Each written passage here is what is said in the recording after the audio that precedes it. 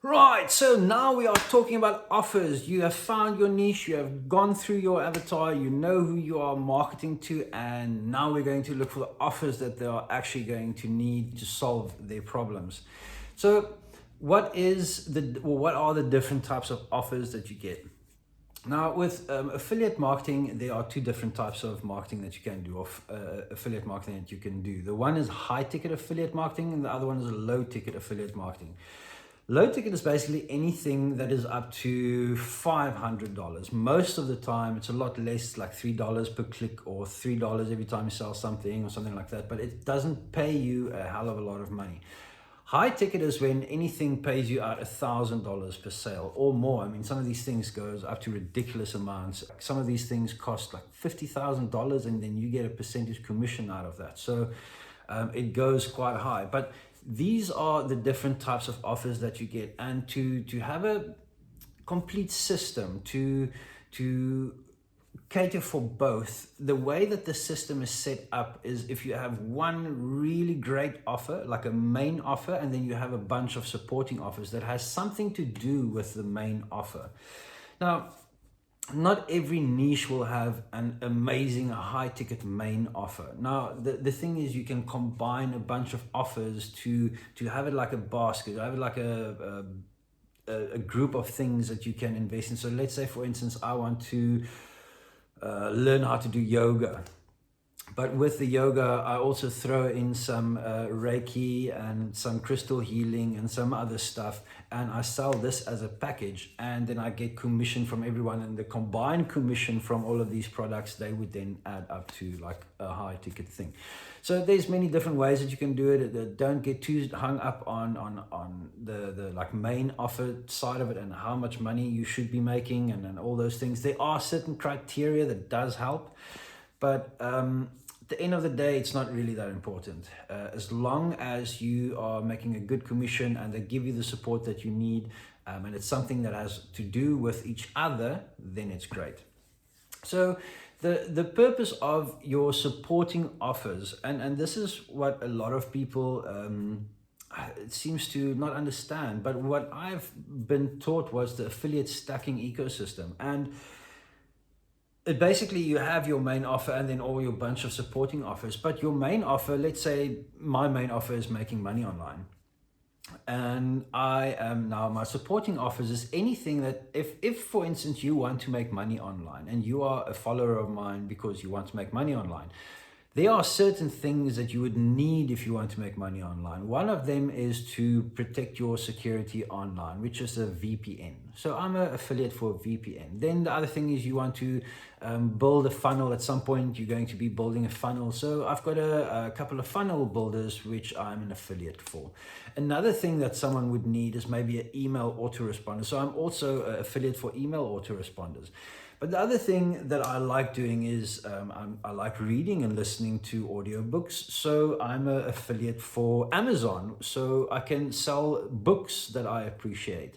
And maybe even a desk chair or a computer screen or whatever the case may be. Everything that has relation to my main offer or my main product that I'm selling.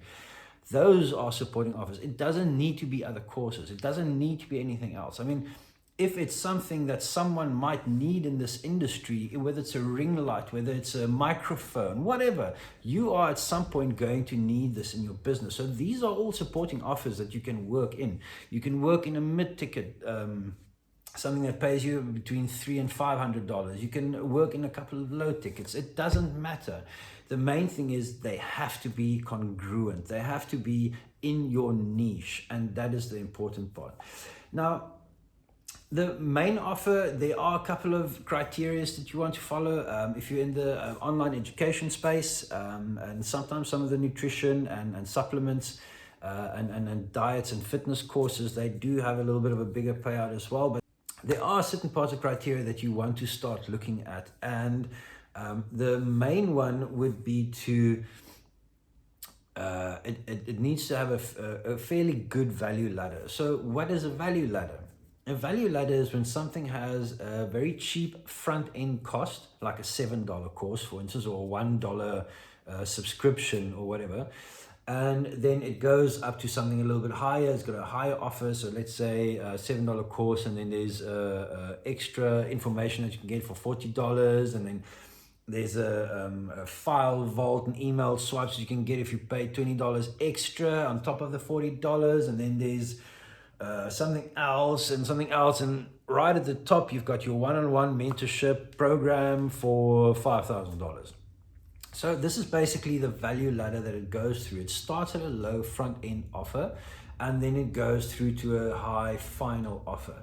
Now, there's not so many different types of niches that has something like this. So this is just a guide, just to let you know. If it doesn't have a low front end offer and a very high top end offer, it doesn't matter. If it does, however, it is quite ideal, because it's a lot easier to get someone in on a low front end offer, and then let the people with lots of experience and lots of money behind their funnels, let them take over. Because a lot of times, once you bring someone into their ecosystem, they will then take over the marketing and make sure that they go up that value ladder. So all you have to do is just get them in the bottom one, and the other people's marketing will take over. And they are pros. They've been doing it for years. They've spent so much money researching, doing A/B split tests and all this sort of stuff to know how their funnel works. And they've got the email game down where you don't. And this is why you have to utilize them. So once they get into that front end offer, that's basically their game. Now, this only works if your cookie life is long. So what is cookie life? It's not the cookies in your cupboard. It's basically, a cookie is something that tracks you over the internet. It's basically a little snippet that gets put onto your computer or wherever. And every time you go into a website, it says, okay, I've been here before or whatever. So now a cookie, the cookie life for affiliates basically binds you to the person that signed up through your link. Now, certain affiliate programs has a long cookie life, and some of them has a really short one. As an example, Amazon has a very short one for like 24 hours. The main program that I'm promoting is lifetime. So if someone clicks on my link today and signs up and buys a course 20 years from now, I will still make the commission, because it's a lifetime link to my affiliate link, basically. If your cookie life is short, and mostly for retail products, they are quite, because people buy online things in the heat of the moment. So many times you don't need a long cookie life. If it's going to be a retail product or a physical product that someone buys off Amazon, someone sees it, they like it, they buy it. You don't need a lifetime cookie life, or not even a 2 months cookie life, because the more people think about something, the less chances are they're going to buy. So especially if it's something cheap and cheerful, like cat toys or a desk lamp or something like that. If you see it, you like it, the price is right, they buy it. So you don't need a long cookie life for that. So it all depends on what your actual product is.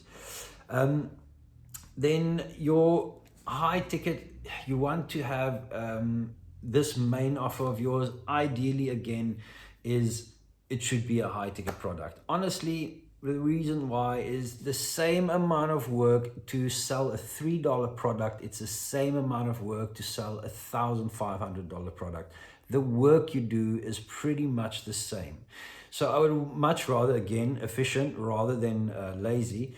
I would much rather do a lot of work and make a lot of money than do a lot of work and make very little money. So this is why I would recommend high ticket product, at least one.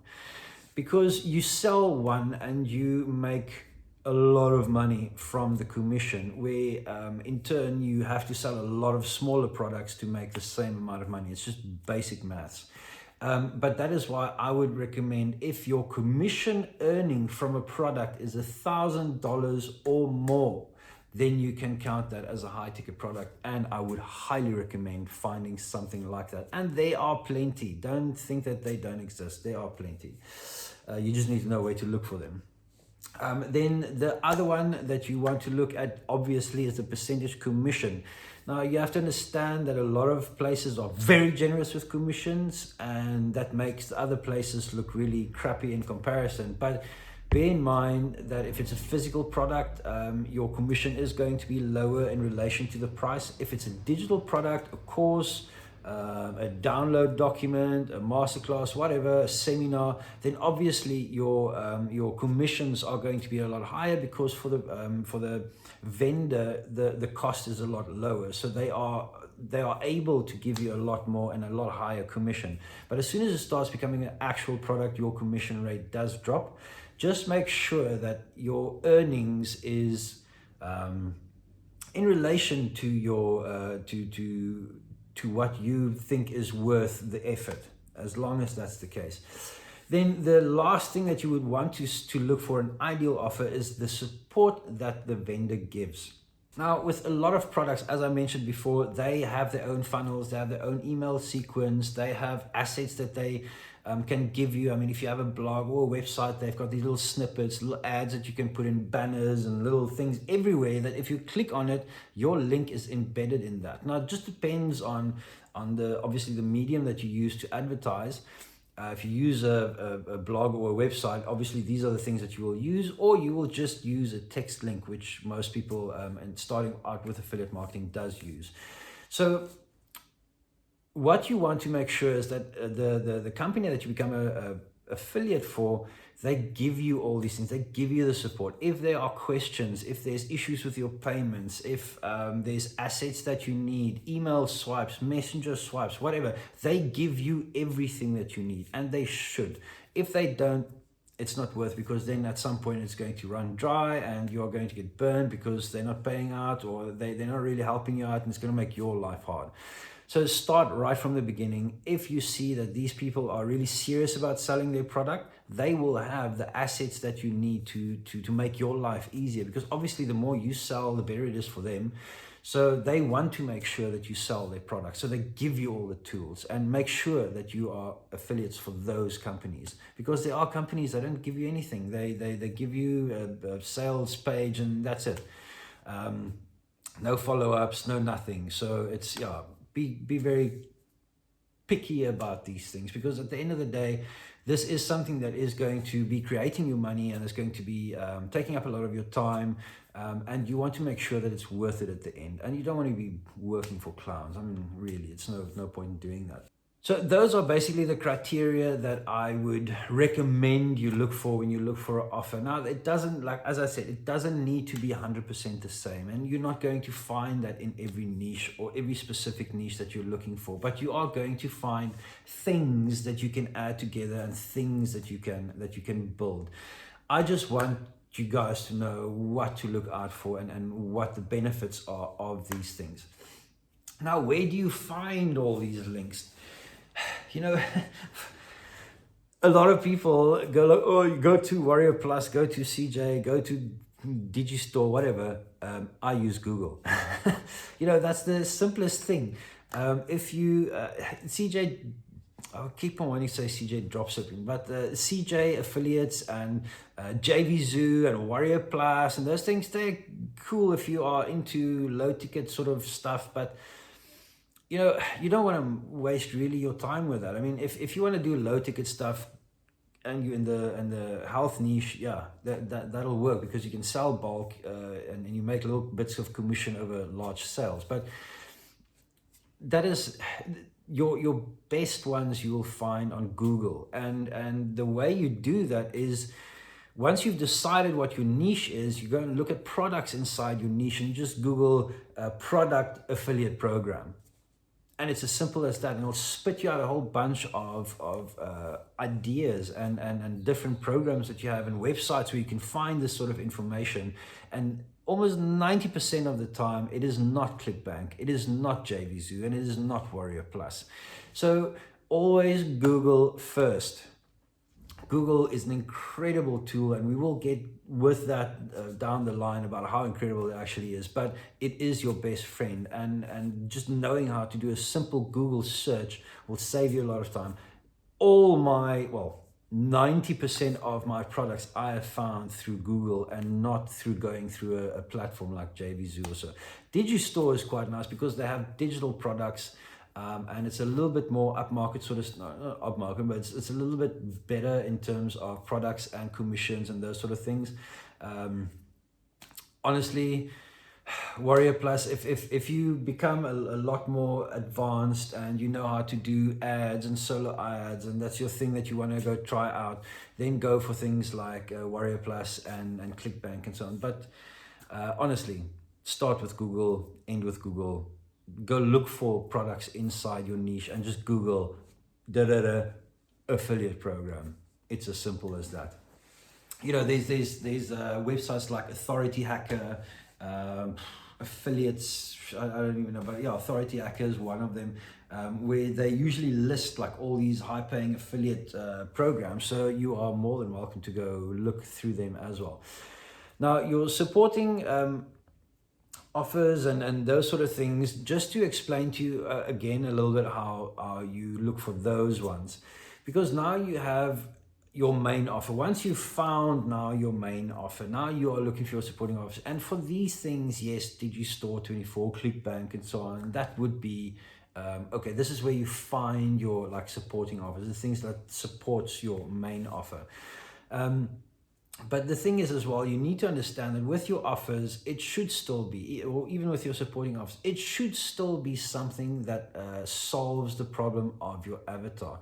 Now, let's say your main problem is a course on how to make money online. As I explained earlier, then your supporting offers can be like an autoresponder, a funnel builder, things like that, things that they will need, things that solves a problem that they will have. Like, let's say a funnel builder.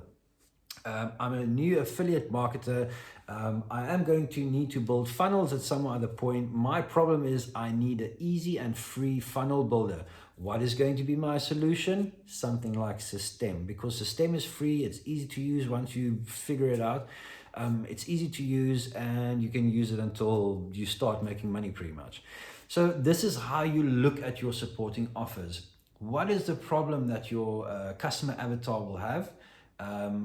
What can I do to help that problem, and what is the product that I should then give the avatar to solve that problem? And this is basically what your supporting offers should be. So now we've run through the offers, and I'm going to show you guys in the next session on where to go look for them. I'm going to show you a couple of ideas on where to find them, what to look for, where you can see where someone has an affiliate program or not. Sometimes it's like right at the bottom. Sometimes you have to be quite creative to find that. Sometimes you have to apply, but it all depends on the actual program itself. But we will be discussing those things in the actual practical area. So we've run through main support or main offers and supporting offers, and what the difference is, and why you need at least one of both, what your criteria should be ideally for your offers that you're looking for, where to find them, and then what your supporting offers should ideally be. So from here, we're going to move on to the computer, and I will see you guys there.